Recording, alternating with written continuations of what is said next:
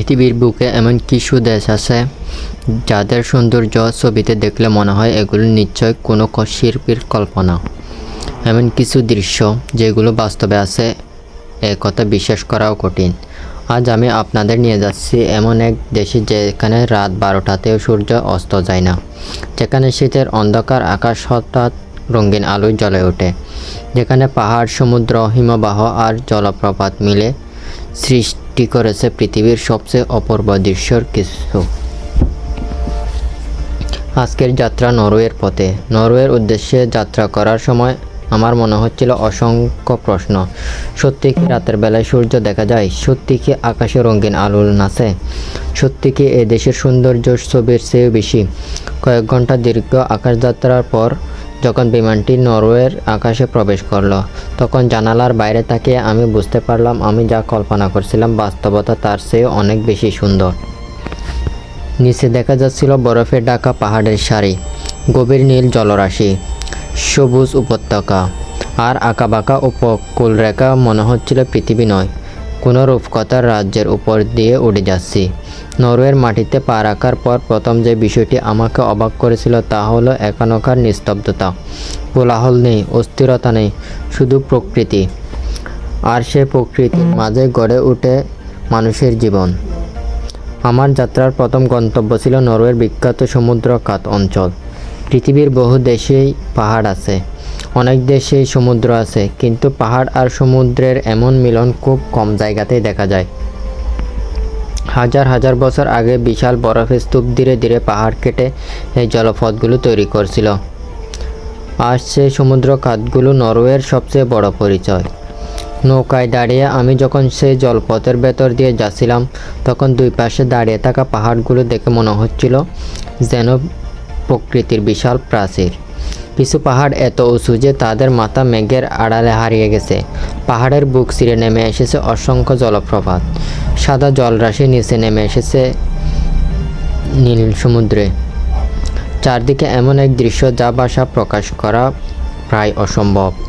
আমি শুধু দাঁড়িয়ে দেখছিলাম আর ভাবছিলাম প্রকৃতি কতটা সুন্দর হতে পারে। এরপর আমি পৌঁছালাম জলপ্রপাতের রাজ্যে। নরওয়ের জলপ্রপাতগুলো শুধু সুন্দর নয়, ভয়ঙ্কর শক্তিশালীও। দূর থেকে তাদের গর্জন শোনা যায়। পাহাড়ের শত শত মিটার উপর থেকে পানি আছড়ে পড়ছে। কাছাকাছি গেলে মুখ এসে লাগছিল পানির কণা। মনে হচ্ছিল প্রকৃতি যেন নিজের শান্তির শক্তির প্রদর্শনী করছে। কিন্তু নরওয়ের সবচেয়ে বিস্ময়কর অভিজ্ঞতা তখনও বাকি ছিল। গ্রীষ্মকালে আমি দেশের উত্তরাঞ্চলের দিকে যাত্রা করলাম। সেখানে পৌঁছে স্থানীয়দের কাছ থেকে শুনলাম আজ রাতে সূর্য ডুববে না।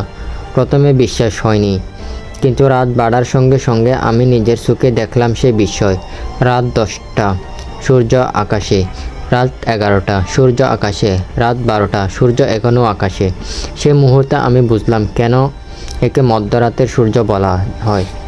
পৃথিবীর খুব কম মানুষই এই দৃশ্য নিজের চোখে দেখার সুযোগ পায়, আর আমি তখন সেই বিরল অভিজ্ঞতার সাক্ষী। তবে প্রকৃতির সবচেয়ে জাদুকরী অধ্যায় শুরু হয়েছিল শীতকালে। এক গভীর রাতে আমি আকাশের দিকে তাকিয়েছিলাম, চারপাশে নীরবতা। হঠাৎ দূর সবুজে রঙের একটি আলোর রেখা দেখা দিল। প্রথমে মনে হয়েছিল হয়তো চোখের ভুল, কিন্তু কয়েক মুহূর্ত পর সেটি বড় হতে শুরু করলো। তারপর সবুজের সঙ্গে যুক্ত হলো বেগুনি, তারপর নীল, তারপর সাদা। মুহূর্তের মধ্যে পুরো আকাশ যেন রঙিন আলোয় ভরে গেল। আমি জীবনে অনেক সুন্দর দৃশ্য দেখেছি, কিন্তু সেই রাতের আকাশের সৌন্দর্যের সঙ্গে কোনো কিছুর তুলনা চলে না। মনে হচ্ছিল আকাশ নিজে একটি আলোর উৎসব আয়োজন করেছে। এরপর আমি নরওয়ের ইতিহাস জানতে বের হলাম। এই দেশের বর্তমান যতটা চমকপ্রদ, অতীত ততটা রোমাঞ্চকর।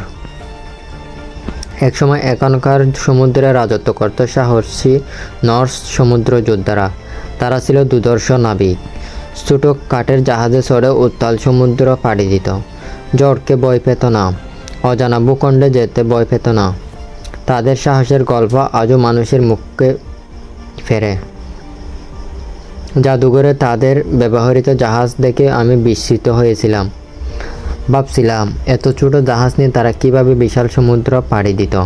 এরপর আমি পরিচিত হলাম নরওয়ের সংস্কৃতির সঙ্গে। এখনকার মানুষ জীবনে প্রকৃতির গুরুত্ব সবচেয়ে বেশি। অবসর পেলেই তারা পাহাড়ে যায়, বনে যায়, মাছ ধরে, পরিবার নিয়ে প্রকৃতির মাঝে সময় কাটায়।